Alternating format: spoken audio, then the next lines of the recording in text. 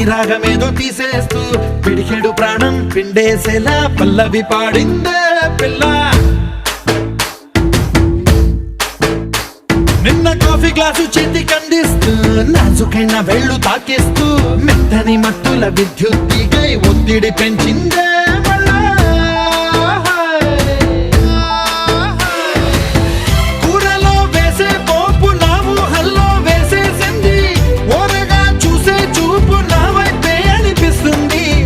పూలలో గుచ్చే దారం నా గుండెల్లో గుచ్చేసింది, చీర చెంగు చివరంచుల్లో నన్నే బందీ చేసింది.